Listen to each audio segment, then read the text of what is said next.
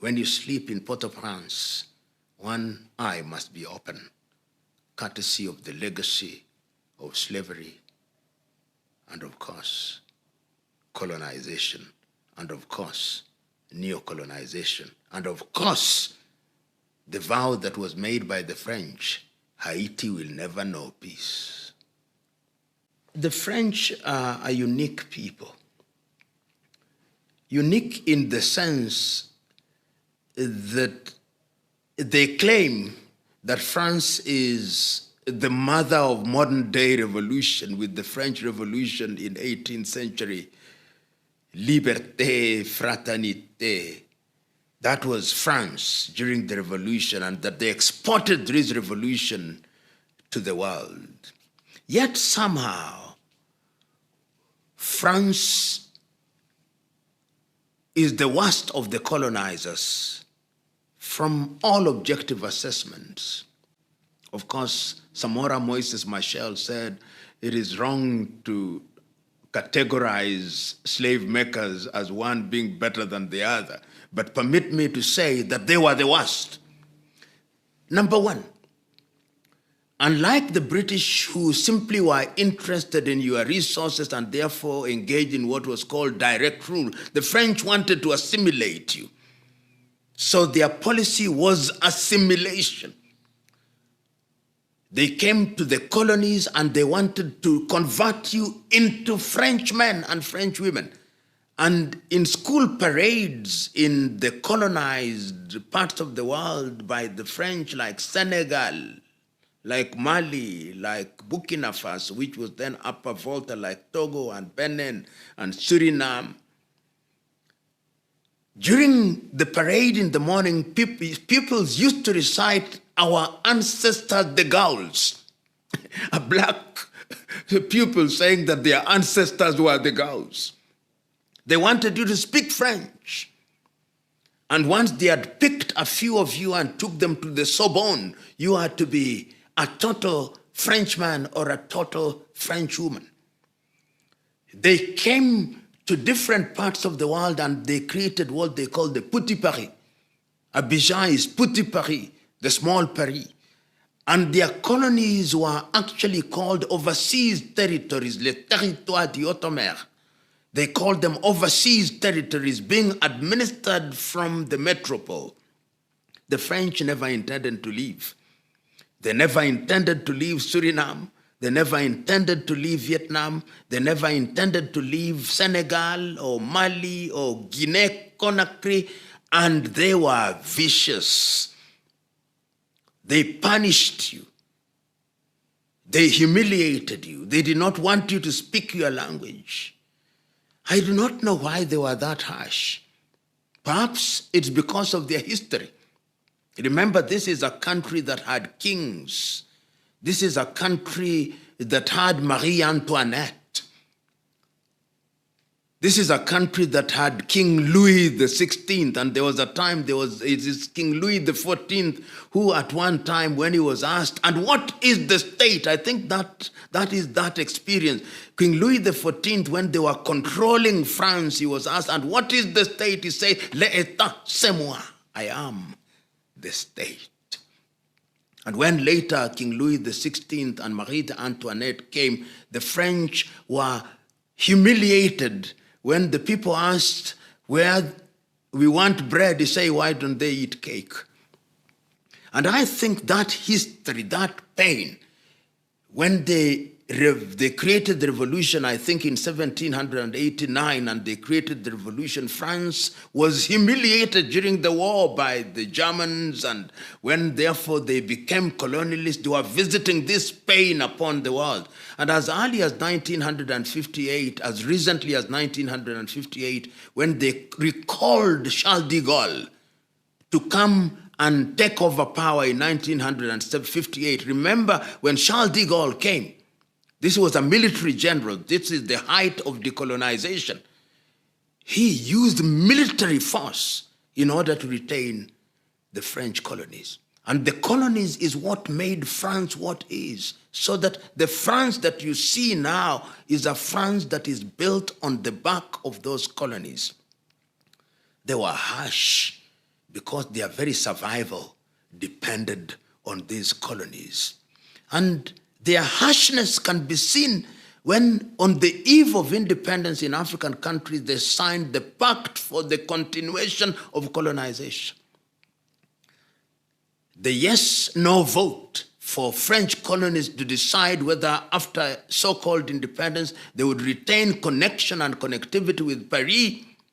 They gave everybody the opportunity to vote yes or no, but they did not want you to vote no. So that when Guinea voted no under Ahmed Sékou Touré, when they were leaving, they destroyed everything that was capable of being destroyed. Modibo Keïta, in what was then the French Sudan, now Mali, they destroyed everything. Algeria, the pogrom in Algeria, when they were leaving, then led by Ahmed Ben Bella, they destroyed everything. The other countries, they continue to control. As we speak, the currencies of all former French colonies are still printed in France, CFA franc.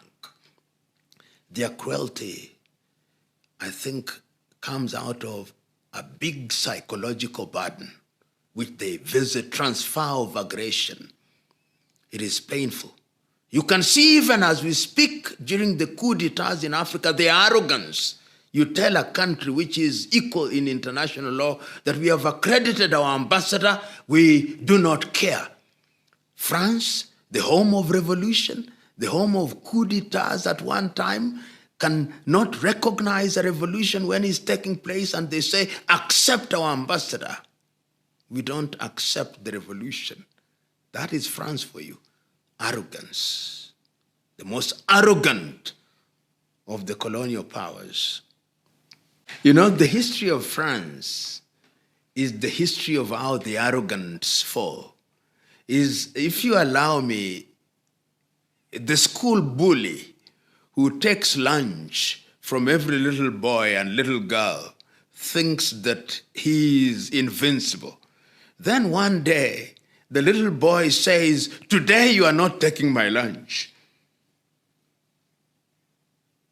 And what the little boy does is to hit you when you did not expect.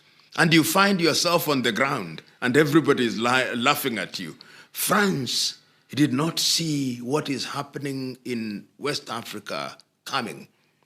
So they find themselves at a time when they are very weak economically, when at home the population of immigrants is growing bigger and bigger. You go to cities such as Marseille, you find Algerians, you find Moroccans, you find Senegalese, you find Guineans, you find Burkinabe, and things are not happening as they used to be. Then, in the former colonies that you thought you are controlling, a breed of young men and women begin rising.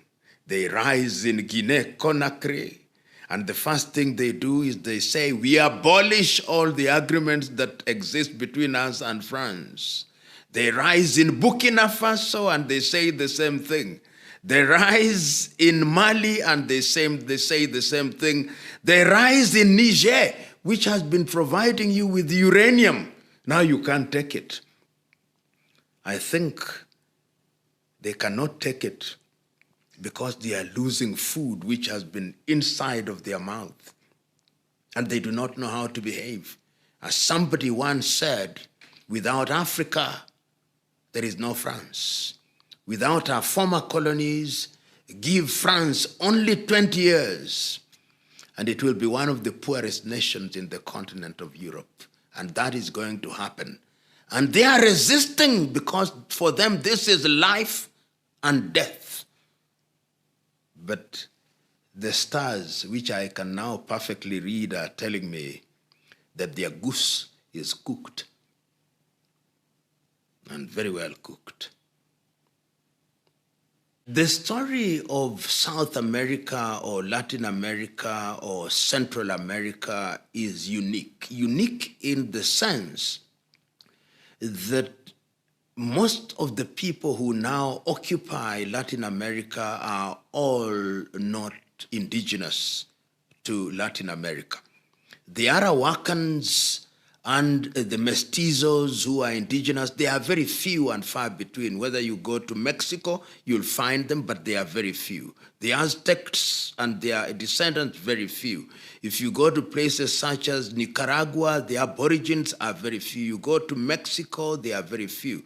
So that if you go to many of these places, go to Brazil, for example, which has one of the largest black populations anywhere in the world, over 133 million.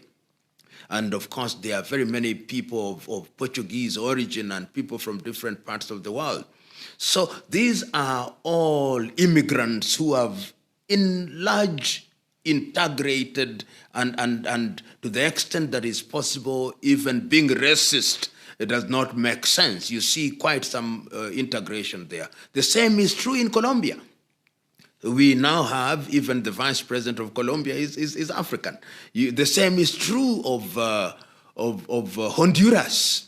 The same is true largely of Chile. And we have, of course, we have seen recent problems in Peru because of the, you remember Peru, even at one time their president was somebody of Japanese origin, Alberto Fujimori, who was from Japan.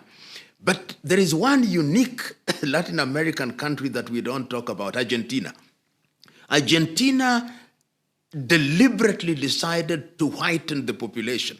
So most of the coloreds and blacks in Argentina were eliminated. But the point is that Latin America underwent several problems. You remember there was a time when coup d'etats were the thing in Latin America, whether it was in Brazil, it was a military government, whether it was in Uruguay, coup d'etat, in Argentina, coup d'etat, Honduras, coup d'etat, Chile, coup d'etat, Peru, coup d'etat, in Central America, Nicaragua, coup d'etat, Panama, coup d'etat, Costa Rica, civil war until 1948, Mexico. And I think there was a period when, after the coup d'etats and after the activities of revolutionaries such as Simón Bolívar and Ernesto Che Guevara, even in places such as Venezuela, there was a period of settlement.